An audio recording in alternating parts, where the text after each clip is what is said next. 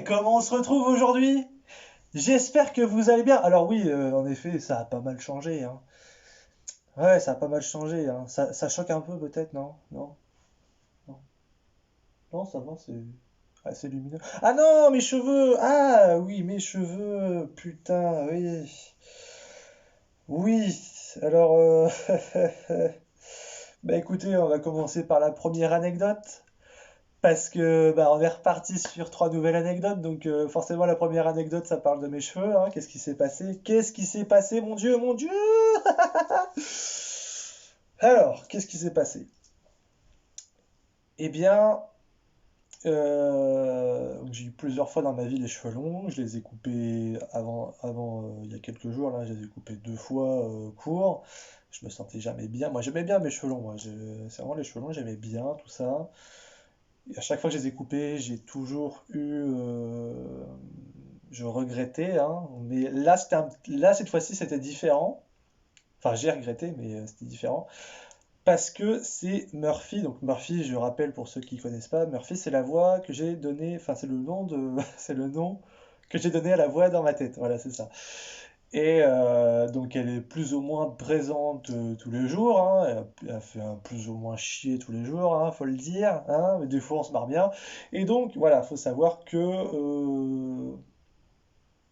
comment dire, que en fait mes cheveux c'était devenu une obsession, parce que c'est vrai qu'avoir les cheveux longs, bah forcément faut en prendre soin, ça demande du temps. Moi je les lissais un petit peu, bah, quand j'allais sortir je les lissais, après quand c'était chiant, quand il pleuvait, parce que bah, forcément ça me décoiffe un petit peu, hein. Et puis, donc c'était vraiment un peu une obsession, mais c'était pas trop gênant encore. C'est devenu gênant quand mon père a dit que je commençais à perdre mes cheveux derrière. Et je rigole là, mais en vrai ça me fait pas tellement rire. Et donc du coup c'est devenu encore pire, cette obsession est devenue pire, parce que du coup bah quand je me coiffais, enfin de toute façon quand j'allais dans ma salle de bain, du coup je regardais derrière, je suis attends, est-ce que j'ai un trou et tout là? Attends. Et c'était vraiment prise de tête. Et du coup, la voix me disait de les couper. En fait, vraiment, elle était vraiment chiante, plus ou moins tous les jours. Mais enfin, peut-être pas toute la journée, mais plusieurs fois par jour. En fait, en fait, je sais même pas combien de temps je pensais par jour à mes cheveux, quoi. C'était incroyable. Je pensais qu'à ça. C'était vraiment devenu une obsession. Et là, ça fait quelques jours, hein, je les ai coupés. Donc j'ai pris une tondeuse, hein, j'ai fait ça moi-même, hein. Ça va, c'est pas trop horrible. Enfin, d'après ce que disent les gens, ça va. Et forcément, ça choque, ça a choqué également bah, les personnes qui me connaissent assez bien. Ils m'ont dit, oula, ça va pas. En effet, ça allait pas, hein. Quand je les ai coupés, ça allait pas. Et, bon, aujourd'hui, ça va un peu mieux, hein, mais voilà, on essaie de relativiser un petit peu. Voilà, c'est de la dissonance cognitive. On va faire un petit peu de psycho en même temps. Dissonance cognitive. Alors, qu'est-ce que c'est que la dissonance cognitive? Eh bien, c'est qu'il va y avoir, par exemple, euh, des pensées, des émotions, je sais pas moi. Voilà, j'aime bien mes cheveux longs, voilà. Ah, j'aime bien mes cheveux longs et tout, je suis trop content et tout. Et puis, il y a eu un conflit, voilà, un conflit, on peut dire ça comme ça, un conflit entre bah, mes pensées, j'aime bien mes cheveux, et le comportement que j'ai eu, donc je les ai coupés, donc c'était vraiment contradictoire. Et du coup, j'essaie de relativiser un petit peu, donc ça dissonance cognitive, voilà. Donc je me dis, bon, ah, bah, en fin de compte, j'ai coupé mes cheveux, ok, ça fait chier. Mais d'un côté, et bah, ok, bah, voilà, je passe plus 10 ans sous la douche à me laver les cheveux. Bon, après, je les lavais une fois par semaine. Mais c'était quand même de l'entretien, les entretenir, les lisser, les brosser. Là, il n'y a plus tout ça, quoi. Bon, faut toujours en prendre soin, faut prendre un petit peu de shampoing, tout ça, mais bon, ça dure pas longtemps. Puis pour sécher les cheveux, ça va beaucoup plus vite également, donc ça évite de mettre de la flotte partout. Donc voilà, dissonance cognitive.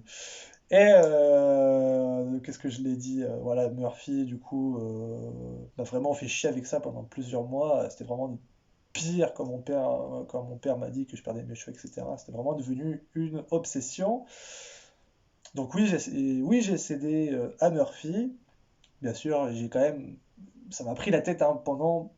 pas mal de temps, depuis plusieurs mois, quoi. Ça me prenait la tête. Et là, j'ai craqué, quoi. J'ai j'ai craqué, je l'ai fait. J'ai dit, putain, Murphy, il me casse les couilles, je le fais. Alors, bien sûr, j'ai cédé. Je sais très bien que si demain, il va me saouler pour autre chose, mais où ça implique des gens, où c'est dangereux, je vais pas le faire, quoi. Là, il n'y avait rien de dangereux à se couper les cheveux. Ça repousse. En effet, ça repousse. Bon, après, c'est chiant parce que c'est vrai que si je veux me laisser repousser les cheveux, ça va prendre du temps. Ce sera aussi de l'entretien, hein. Et puis, il faut repasser par toutes les petites coupes de merde. Voilà, c'est super, hein. Donc, est-ce que je vais laisser repousser? On verra. J'en sais rien. Enfin, on verra. Voilà. C'est de pas trop me prendre la tête là-dessus. En tout cas, j'y pense un peu moins. Et voilà, je pense que pour cette anecdote-là, bah, je pense que c'est bon, hein. Je pense que voilà. C'est quoi, parce que j'avais une autre anecdote à dire, mais tant pis, ce sera sur une prochaine vidéo, hein, du coup. C'était vraiment pas prévu, le coup des cheveux. Du coup, deuxième anecdote. Alors là, c'est un truc encore aujourd'hui où j'ai un peu de mal enfin, à avoir un raisonnement. Enfin, si j'arrive à l'avoir, le raisonnement correct. Enfin, bon, je mets un peu le contexte, tout ça. Donc ça s'est passé, il me semble, l'année dernière. Donc j'étais chez mon frère et ma belle-sœur. Et puis je suis plus, on a fait la soirée, machin et tout. Et puis je suis parti, je sais plus, il devait être minuit, 2 heures du matin, quelque chose comme ça, je sais plus du tout. Donc je rentre avec ma petite voiture, là, sur la route, machin. Donc voilà, je trace quoi, tranquille quoi. Il n'y a personne, il fait nuit, machin, je trace. Puis j'arrive, et puis au bout d'un moment, il y a une voiture devant moi qui avance pas, qui met pas de clignotant dans les ronds-points, et puis qui avance pas, quoi. Vraiment, je me dis, putain, il avance pas. Donc à bout d'un moment, on arrive à un endroit, donc il prend le rond-point, il tourne, machin et tout. Donc, moi, je suis derrière, je dis, putain, il avance pas. Bon, il y a une voiture au loin qui arrive. Et je fais, c'est bon, j'ai le temps de doubler. Et là, Murphy me dit, non, ne double pas, ce sont les flics. Et moi, je fais, ah ouais, c'est les flics. Enfin, j'ai pas dit ça comme ça, mais je fais, c'est pas les flics. Enfin, il est tard, machin, c'est pas les flics. Je vais te montrer, je vais te prouver que ce n'est pas les flics. Donc, du coup, je vais doubler. Ils avançaient pas au début. Et en fait, au moment où je double, donc j'avais le droit de doubler, hein, et au moment où je double, bah, la voiture commence à accélérer. Et là, je suis, attends, il se fout de ma gueule, il roule à 60 au lieu de 80. Et puis dès que je double, ça y est, il pousse la machine. Donc je suis monté à, je sais plus, peut-être à 110, quelque chose comme ça. Je suis monté très haut, hein. Il y avait la voiture qui arrivait en face et là, j'ai eu peur, quoi. J'ai flippé et je me dis, je vais faire un face-à-face, là, c'est mort. Donc j'ai vraiment poussé la voiture comme ça. J'ai poussé le truc, j'ai réussi à doubler de justesse, hein. Et donc, à la fin où j'ai dépassé, au début c'était les lignes blanches discontinues, donc j'avais le droit de doubler. Mais forcément, au bout de la rue, hein, bah, il y avait la ligne blanche. Donc forcément, j'ai fini par dépasser sur la ligne blanche, machin. Donc je me suis fait une grosse frayeur, hein, quand c'était... Voilà, j'ai eu une grosse frayeur. Donc après, j'étais content d'avoir réussi. Et là, paf, les gyrophares. C'était les flics. C'était les flics, et là, je fais putain. Et en fait, sur le coup, j'ai pas compris comment c'était possible. En fait, il y a eu d'autres trucs comme ça où vraiment il n'y avait pas de.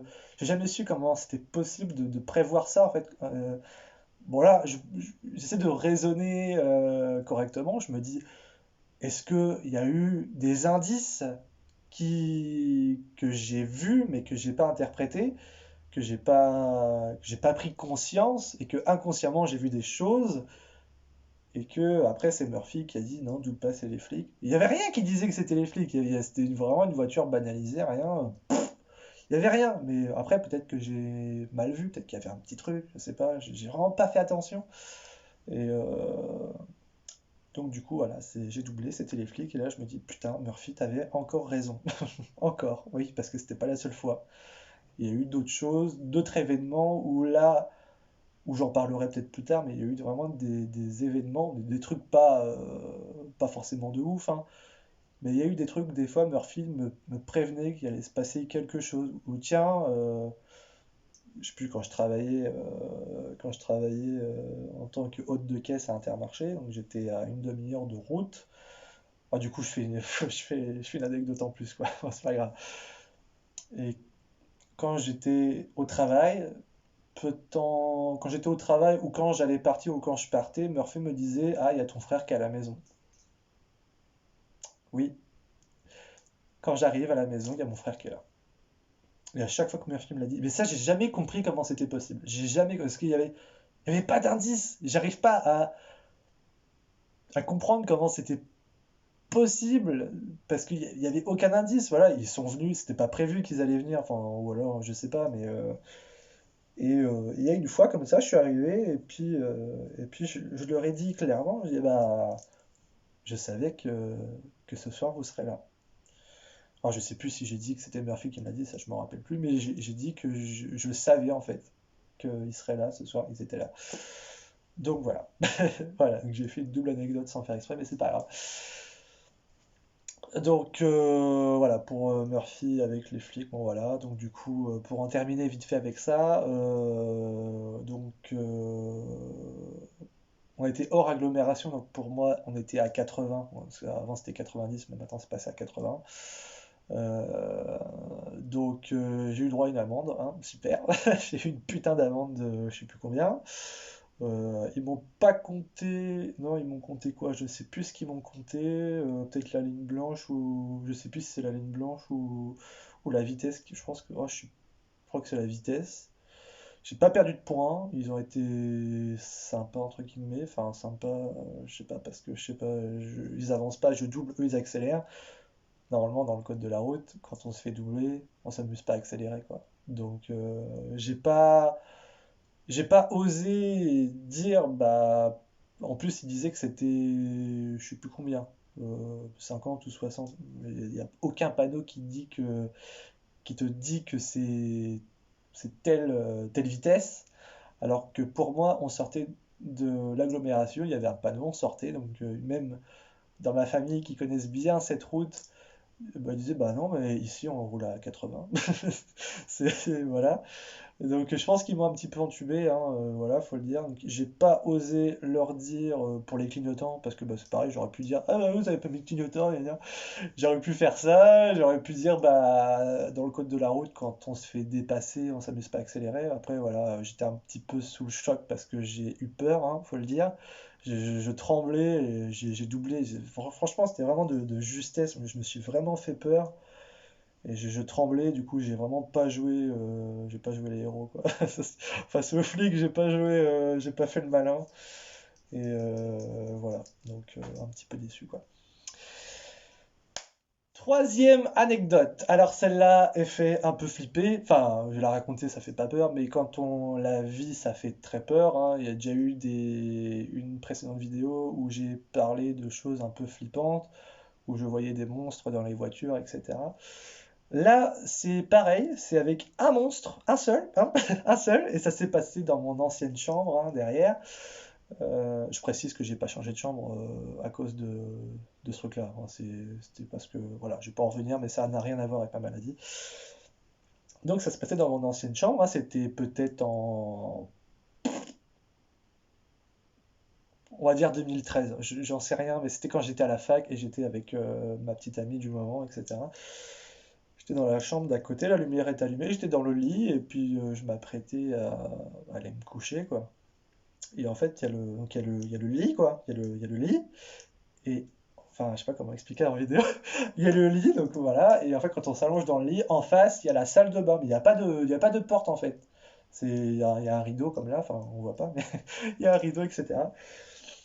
Et puis c'est là que, waouh, c'était vraiment flippant. Là, je vois une espèce de d'homme humanoïde, hein. Enfin, j'ai dit que c'était un monstre, mais pour moi, c'était un monstre humanoïde, hein, qui se déplace comme ça à quatre pattes, tout pâle, pas de cheveux, tout vraiment, mais qui avance tout doucement comme ça en mode prédateur, quoi. Et en fait, j'ai bugué. En fait, tellement que j'ai eu peur, j'étais paralysé, en fait. Alors non, c'est pas une paralysie du sommeil, je ne dormais pas encore, je préfère le dire. Et j'étais bien éveillé, hein, et voilà, je m'apprêtais à aller me coucher, éteindre la lumière, etc. Et là, je vois le truc qui avance vers moi à quatre pattes, qui sort de, de la salle de bain. Et ça a duré, je sais pas combien de temps ça a duré. Ça se trouve, ça a duré quelques secondes, mais pour moi, ça a duré une éternité, quoi. C'était. très très très flippant. Et d'ailleurs, après cette expérience-là, donc après ça a disparu, mais après cette expérience-là, pendant peut-être 3 nuits, j'avais peur du noir en fait. J'avais peur qu'il revienne. J'avais vraiment peur qu'il me saute dessus, qu'il me dévore. Je sais que les monstres, ça n'existe pas, mais quand on vit la chose, on pense pas forcément à se dire non, c'est une hallucination. On pense d'abord à sa survie. Bon là, sauf que mon comportement de survie, c'était un peu nul à chier. J'ai paralysé dans mon lit, quoi. Au lieu d'aller courir ou voilà, je bougeais pas. J'étais en stress total. Et j'ai eu peur du noir au moins pendant 3 jours, j'avais peur du noir. J'avais peur qu'il revienne. Et il n'est jamais revenu. Et je croise les doigts pour qu'il ne revienne pas parce que je suis sûr que demain, s'il réapparaît, je pense que je vais réagir pareil. Je vais flipper. Je vais vraiment flipper, quoi. On a fait le tour des 3 anecdotes, hein. Donc, je me représente vite fait, hein, pour ceux qui ne me connaissent pas, hein. Je m'appelle Maximilien Durand, voilà, j'ai 27 ans, je vis près de Caen. Et voilà, j'ai fait des vidéos sur la schizophrénie, plus précisément sur ma schizophrénie. Voilà, j'apporte un petit peu mon témoignage comme je fais là. Je partage des anecdotes qui me sont arrivées, des choses drôles, des choses moins drôles, hein, voilà.